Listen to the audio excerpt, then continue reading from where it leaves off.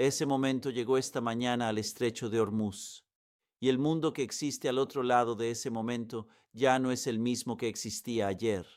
Tres buques de guerra rusos, el crucero lanzamisiles de la clase eslava Marshal Ustinov, acompañado por el destructor antisubmarino de la clase Udaloy vicealmirante Kulakov y la corbeta de la clase Steregushchi Sobrasitelny, completaron su tránsito por el Océano Índico a las 03:40 hora local y asumieron posiciones de patrulla en la entrada sur del estrecho de Hormuz, no en el mar Arábigo, no en una zona de espera a 300 millas de la costa donde su presencia pudiera presentarse como una actividad naval rutinaria y ser discretamente absorbida en una conferencia de prensa. En el propio estrecho, 14 millas de agua por las que transitan diariamente 21 millones de barriles de petróleo, posicionados deliberadamente y anclados en el espacio operativo que la planificación estratégica estadounidense ha tratado durante casi 50 años como un punto de estrangulamiento gestionado exclusivamente por Estados Unidos. En los 90 minutos posteriores a que esos buques asumieran sus posiciones de patrulla, el precio del crudo Brent subió $11 en una sola sesión de negociación. Los mercados de bonos en Tokio y Frankfurt abrieron con un nivel de volatilidad que los analistas reconocen como auténtico miedo institucional y no como un simple reajuste especulativo. Y en Washington, la administración que pasó las últimas 6 semanas prometiendo públicamente que cualquier intento iraní de convertir el estrecho en un arma sería respondido con una fuerza abrumadora por parte de Estados Unidos, se encontró reunida en la sala de crisis enfrentando una pregunta para la que no había preparado una respuesta honesta. ¿Qué haces cuando el país al que amenazabas implícitamente ahora comparte esa misma vía marítima con tus propios activos? Y cuando el costo de la confrontación que insinuabas estar dispuesto a asumir acaba de volverse imposible de calcular?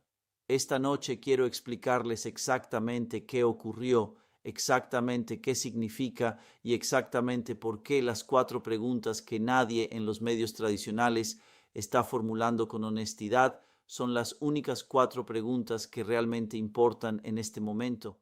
¿Qué capacidad real tiene el Marshal Ustinov dentro de este entorno operativo?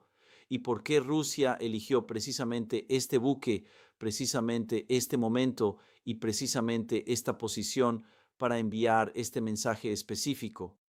En segundo lugar, ¿qué revela el fracaso de Estados Unidos para impedir este tránsito sobre el verdadero alcance operativo de la arquitectura de disuasión que Washington ha mantenido en esta región y desde cuándo esa arquitectura ha sido más una representación que una realidad? En tercer lugar, cuando activos navales rusos y estadounidenses ocupan las mismas 14 millas de agua estratégicamente críticas con objetivos incompatibles, ¿cuáles son los verdaderos mecanismos de escalada y quién controla realmente esa escalera? Y en cuarto lugar, ¿qué aprende Teherán al observar cómo Moscú logra en 48 horas lo que los planificadores estratégicos iraníes llevan 20 años intentando conseguir? ¿Y cómo cambia esa lección en cada negociación, cada cálculo militar y cada decisión de alianza que se tome a partir de este momento?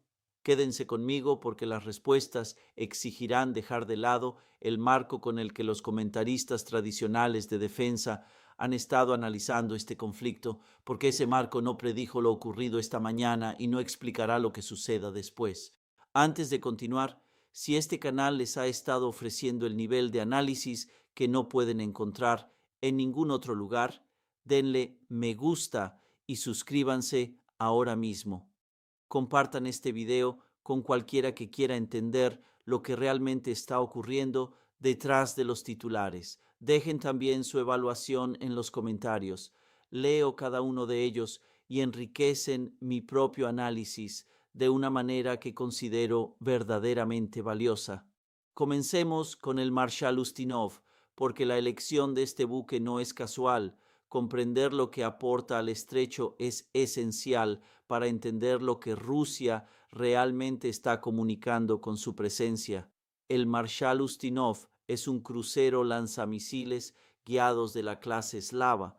Desplaza aproximadamente 12.000 toneladas a plena carga, lo que lo convierte en uno de los buques de combate de superficie más fuertemente armados que actualmente permanecen en servicio activo en cualquier parte del mundo.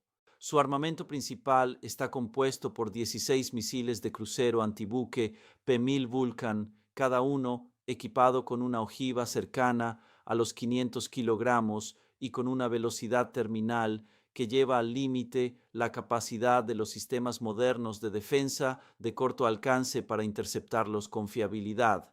También dispone del Sistema Naval de Defensa Aérea S-300F, la variante marítima de la misma arquitectura defensiva que ha complicado durante años la planificación de ataques estadounidenses contra fuerzas alineadas con Rusia en distintos escenarios.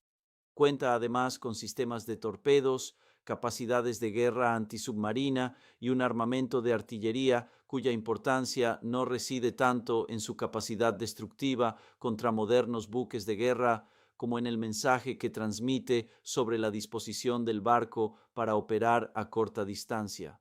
Lo que el Marshal Ustinov no es, sin embargo, es un buque cuyo propósito principal sea combatir directamente contra navíos estadounidenses. Esa no es la lógica operativa de este despliegue, y malinterpretarlo de esa manera constituye el primer gran error analítico que ya está cometiendo el comentario dominante. La presencia del Marshal Ustinov en el estrecho de Hormuz no representa una amenaza militar en el sentido táctico más estricto. Es una comunicación estratégica expresada en el lenguaje que las instituciones militares comprenden mejor que cualquier nota diplomática.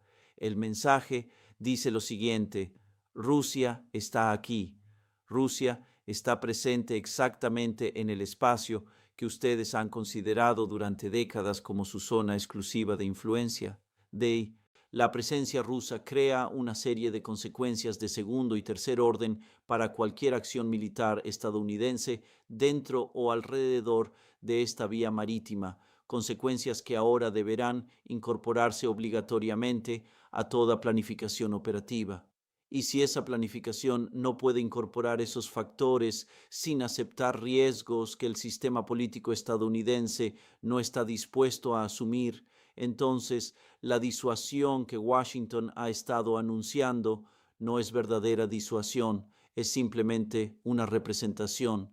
El vicealmirante Kulakov, el destructor de la clase Udaloy que acompaña al crucero, añade una dimensión operacional que resulta significativa por derecho propio. La clase Udaloy fue diseñada específicamente para la guerra antisubmarina. Sus sistemas de sonar, su dotación de torpedos y sus instalaciones para helicópteros están optimizados para localizar y atacar submarinos en aguas disputadas desde el punto de vista operativo. La fuerza submarina estadounidense desplegada en la región del Golfo de Omán y el Mar Arábigo constituye una de las ventajas asimétricas más importantes que Washington mantiene en cualquier posible confrontación con las fuerzas navales iraníes. La presencia del vicealmirante Kulakov demuestra que Rusia comprende perfectamente esa ventaja y posee capacidades para complicarla, alterando la geometría operativa de cualquier escenario de respuesta estadounidense de una manera que, en este mismo momento, los planificadores militares en Bahrein y Tampa están analizando con un nivel de urgencia que jamás reflejarán sus declaraciones públicas. La corbeta Sobrasitelny completa el panorama. Las corbetas de la clase Steregushchi están equipadas con el sistema de misiles de crucero Kaliber. No necesito explicarles a quienes han seguido este conflicto lo que significa el sistema Kaliber desde una perspectiva operacional. Su presencia en el estrecho a bordo de un buque ruso crea una capacidad de ataque de precisión contra cualquier objetivo situado dentro de un radio de aproximadamente 1.500 kilómetros, operando bajo reglas de enfrentamiento que Washington no controla y tampoco puede predecir. 3 buques. La combinación específica de un crucero antibuque, un destructor antisubmarino y una corbeta equipada con misiles Calibre no es un accidente de calendario ni una selección aleatoria entre los activos disponibles de la flota rusa. Es un mensaje cuidadosamente construido y dirigido simultáneamente a Washington, Teherán, Riad, Pekín y a todos los gobiernos cuya seguridad energética depende de la vía marítima que estos buques ocupan ahora. Ahora abordemos lo que realmente revela el fracaso de Estados Unidos para impedir este tránsito, porque esta es la dimensión de los acontecimientos de hoy que los medios tradicionales están evitando con mayor intensidad y que posee las implicaciones más profundas para el largo plazo. Estados Unidos mantiene y ha mantenido durante décadas una serie de compromisos explícitos e implícitos respecto al estrecho de Hormuz, que constituyen el fundamento de la primacía estratégica estadounidense en todo Oriente Medio. El compromiso explícito es la libertad de navegación, el principio de que ninguna potencia hostil podrá controlar ni amenazar el tránsito comercial por aguas internacionales. El compromiso implícito es mucho más amplio y mucho más trascendental. Es la idea transmitida durante décadas mediante despliegues de grupos de portaaviones, acuerdos de bases militares, alianzas de seguridad y declaraciones diplomáticas de que Estados Unidos no permitirá que ninguna potencia externa establezca una presencia militar en el estrecho que limite la libertad de acción estadounidense en la región. Rusia acaba de establecer exactamente esa presencia. Rusia acaba de establecer exactamente esa presencia y lo hizo navegando por aguas internacionales, algo que constituye su derecho legal, de una manera ante la cual Washington tuvo todas las oportunidades para reaccionar mientras los buques transitaban desde el Mar Negro, atravesaban los estrechos turcos, cruzaban el Mediterráneo, el Canal de Suez, el Mar Rojo y rodeaban la península arábiga. Ese tránsito tomó varias semanas. Los servicios de inteligencia estadounidenses siguieron cada milla del recorrido. Los canales diplomáticos estadounidenses tuvieron todas las oportunidades para comunicar a Moscú las consecuencias de completar ese tránsito, y Moscú lo completó de todos modos. La pregunta no es si Washington lo sabía. La verdadera pregunta es qué concluyó Washington cuando evaluó las opciones de respuesta disponibles y descubrió que ninguna de ellas ofrecía una relación aceptable entre costo y beneficio dentro del entorno estratégico actual. Bloquear físicamente el tránsito habría requerido que buques de guerra estadounidenses se interpusieran frente a navíos rusos que navegaban legalmente por aguas internacionales, un acto sin fundamento jurídico y con riesgos de escalada capaces de llevar inmediatamente la situación a un terreno al que ninguna administración desea acercarse públicamente. Al parecer, se intentó comunicar en privado a Moscú que ese tránsito sería considerado una provocación inaceptable que requeriría una respuesta. La respuesta de Moscú fue completar igualmente el tránsito, y eso revela algo muy preciso e importante sobre el estado actual de la credibilidad de la disuasión estadounidense, tal como la evalúa el único gobierno del mundo que posee el conocimiento más detallado tanto de las capacidades estadounidenses como de sus limitaciones políticas.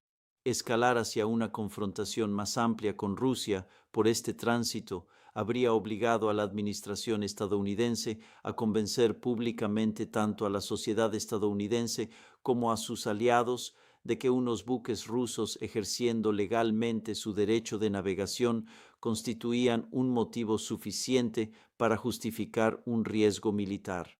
Ese argumento no puede sostenerse dentro del actual entorno político interno, y Moscú sabe perfectamente que no puede sostenerse. Precisamente por eso ejecutó el tránsito con la serenidad y la deliberación propias de un gobierno que ya había completado su evaluación de riesgos y había concluido que los escenarios negativos eran manejables. Lo que revela el fracaso para impedir este tránsito no es una falta de capacidad militar estadounidense. La Armada de Estados Unidos podría detener físicamente a 3 buques rusos si estuviera dispuesta a aceptar las consecuencias de hacerlo. Lo que revela es una pérdida de credibilidad en la capacidad de disuasión estadounidense. La diferencia entre lo que Washington insinuó que haría y lo que finalmente concluyó que realmente podía hacer, dadas las circunstancias políticas y estratégicas actuales. Esa diferencia no es nueva, lleva años ampliándose, pero hoy se hizo visible de una forma que elimina la ambigüedad que hasta ahora permitía ocultarla mediante mensajes cuidadosamente elaborados y declaraciones estratégicamente ambiguas. El farol fue descubierto. No de manera metafórica, de manera operacional. 3 buques de guerra rusos están patrullando el estrecho de Hormuz, y la administración, que pasó 6 semanas insinuando que cualquier presencia militar hostil en esas aguas tendría consecuencias, ahora está explicando a sus aliados por qué esas consecuencias requieren más evaluaciones.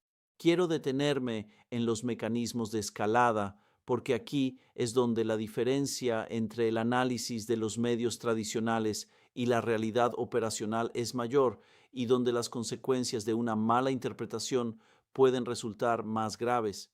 Cuando activos navales rusos y estadounidenses ocupan las mismas 14 millas de agua con objetivos estratégicos incompatibles, la escalera de escalada no se parece a los diagramas de los manuales de control de armamentos.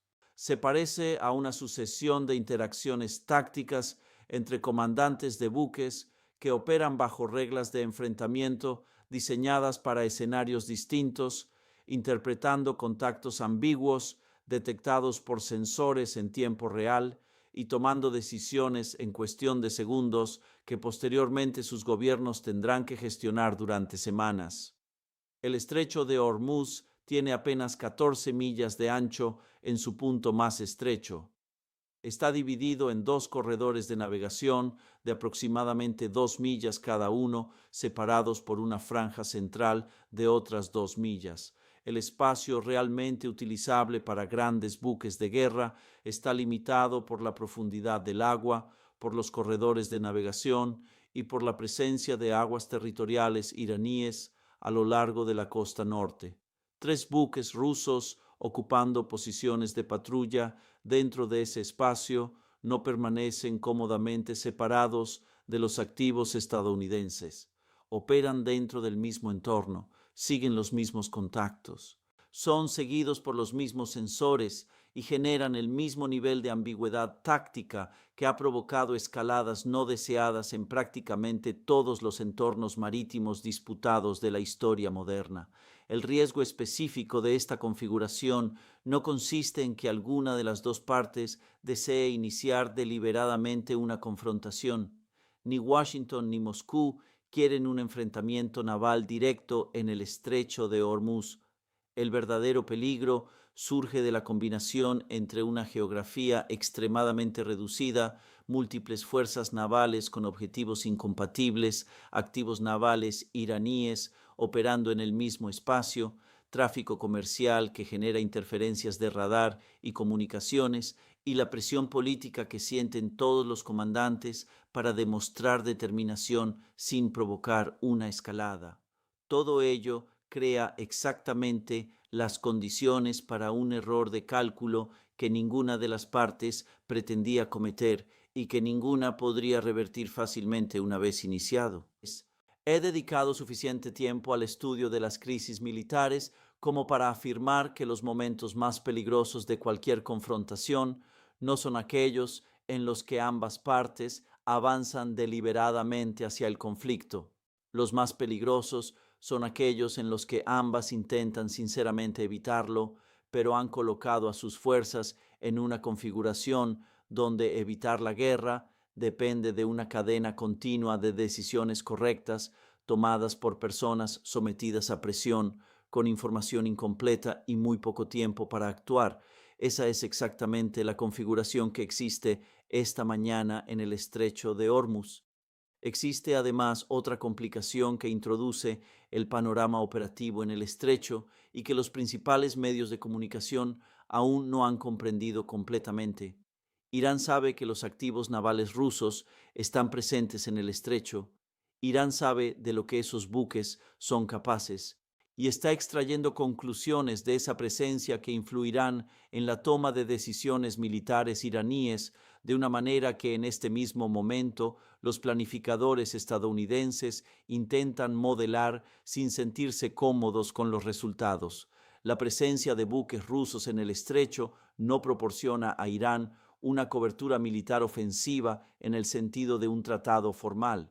Rusia no ha anunciado ningún compromiso de alianza que la obligue a enfrentarse a Estados Unidos en nombre de Irán, pero sí crea una serie de complicaciones operativas para cualquier escenario de ataque estadounidense contra objetivos iraníes, complicaciones que los estrategas iraníes incorporarán a sus propios cálculos de escalada. En concreto, plantea la pregunta que todos los comandantes iraníes responsables de los activos destinados a interrumpir el tráfico en Hormuz se están haciendo ahora mismo.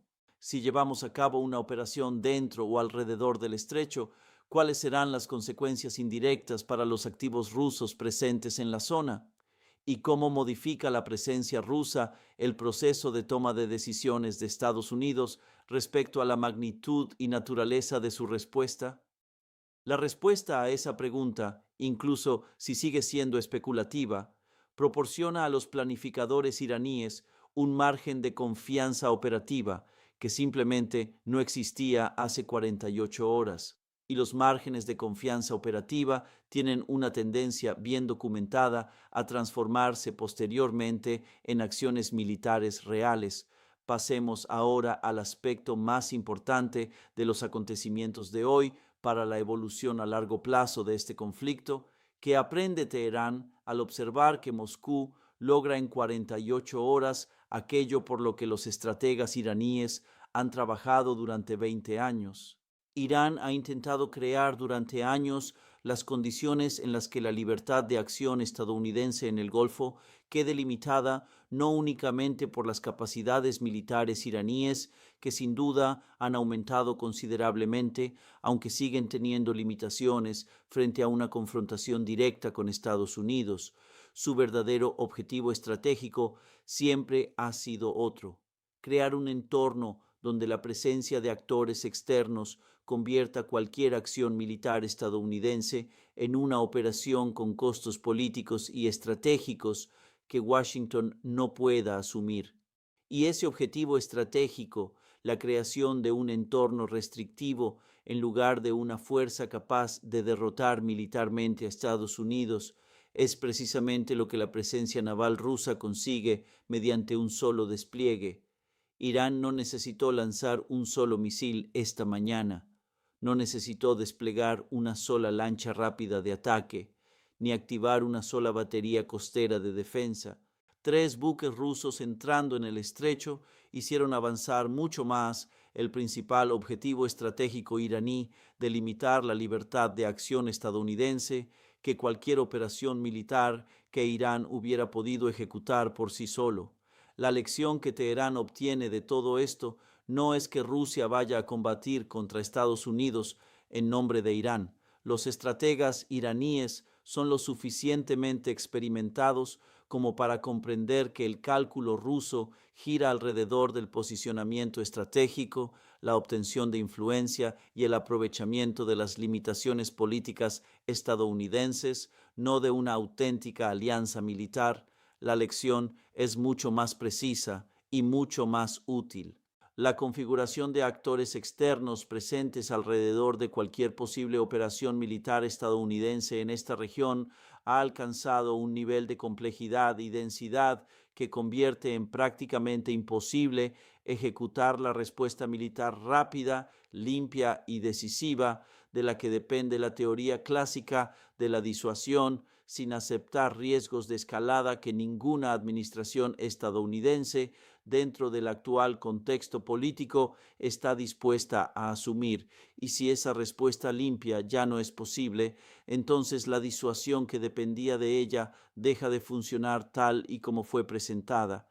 Irán actuará dentro del espacio que crea esa conclusión. Lleva haciéndolo cuidadosamente durante años, pero hoy ese espacio acaba de hacerse considerablemente más amplio. y la frontera entre aquello que Irán puede hacer sin provocar una respuesta militar estadounidense y aquello que no puede hacer se ha desplazado a favor de Teherán de una manera que comenzará a reflejarse en la planificación militar iraní en cuestión de días. Quiero hablar ahora directamente de lo que Moscú obtiene con este despliegue, porque el cálculo estratégico ruso posee muchas más capas que la simple narrativa de provocación en la que se están centrando la mayoría de los comentaristas occidentales, y comprender toda esa arquitectura resulta esencial para entender hacia dónde se dirige esta situación. Rusia obtiene al menos 4 beneficios distintos con este despliegue, beneficios que no simplemente se suman entre sí, se multiplican. Rusia obtiene el beneficio táctico inmediato de la presencia, las complicaciones operativas que sus buques crean para la planificación estadounidense en el estrecho y la señal que eso envía a todos los actores regionales sobre la fiabilidad de la primacía estadounidense. Obtiene además una ventaja diplomática al convertirse en la potencia externa cuya cooperación pasa a ser relevante para cualquier solución relacionada con el estatus del estrecho, insertándose en negociaciones de las que anteriormente había sido excluida por la arquitectura de seguridad regional liderada por Estados Unidos. También obtiene un beneficio económico gracias al aumento del precio del petróleo que genera la presencia naval rusa en el entorno operativo de Hormuz, un incremento que se traduce directamente en mayores ingresos por exportaciones de hidrocarburos para Moscú, precisamente en un momento en que esos ingresos poseen una importancia estratégica para su posición económica general, y obtiene un beneficio reputacional al ser percibida por gran parte del mundo en desarrollo como la potencia dispuesta a desafiar físicamente las pretensiones estratégicas estadounidenses en el entorno operativo más sensible de toda la arquitectura energética mundial. Cada uno de esos beneficios ya resulta importante por separado. Juntos constituyen un rendimiento estratégico extraordinario para una operación naval que, desde la perspectiva de Moscú, prácticamente no implicó riesgos militares, porque las opciones de respuesta estadounidenses ya estaban limitadas incluso antes de que el primer buque ruso cruzara el Bósforo.